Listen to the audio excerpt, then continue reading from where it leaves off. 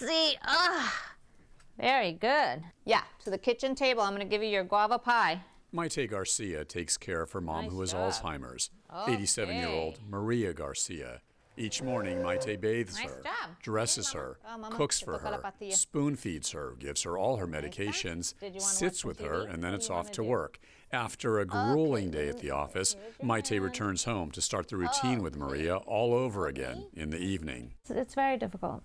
It's very difficult when you are looking at someone and they're different now. You know, they're not the same person. And part of me is caring for her because I'm honoring who she was before. You want your water? And part of me is trying to honor and deal with the person she is now. My old mother was a dynamo. How is Mom now? She just really doesn't want to do anything. People see her like this, and that to them is who she is. And to me, that's not who she was, you know, before. And you're sort of, you know, a little bit, you're mourning every day because different parts of her die every day, and it takes you with her. Because once they're gone, being the person that knows you the best in a way from before you were born, and they lose that connection with you, then it's somehow that part of you disappears too, as a daughter. It's something so frustrating to lose the mind, to lose the connection with the real person, you know. With other diseases, it's like you're all fighting against that disease, and it's physical. If someone has cancer or another disease, who they are is still there, you know. They're still who they used to be, and they could still talk to you, you know, and you could still see that character and that personality. But with this, it's like a new person every day. Maite literally has to do everything for Maria.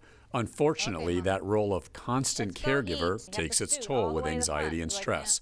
It can get overwhelming for Maite between the doctors, the pharmacists, and the rest of her family. Sometimes I feel pretty alone because I feel like I'm trying to keep everybody happy. Is that good? I'm trying to do the best for her. I'm trying to also do the best for my dad, who of course gets really frustrated with her because he's with her all day. And then my own family life. Caregivers provide heroic care to their loved ones with Alzheimer's disease. Dr. Deborah Cherry is the Executive Vice President of Alzheimer's Greater Los Angeles. Most people who take on the role of caregiver focus very much on their patient or loved one, and they neglect themselves in the effort to take care of that person. What happens is if caregivers don't reach out for help, they wear out. Caring for any person with a physical disability or a mental disability can be stressful. Caring for a person with moderate to severe Alzheimer's disease or a related disorder is even more stressful. Dr. Cherry says Alzheimer's caregivers suffer from more depression and anxiety than other caregivers, and they usually deal with much more financial stress. And that's because it costs more to take care of a person with Alzheimer's disease than many other conditions. The truth is that the care falls on the family caregiver.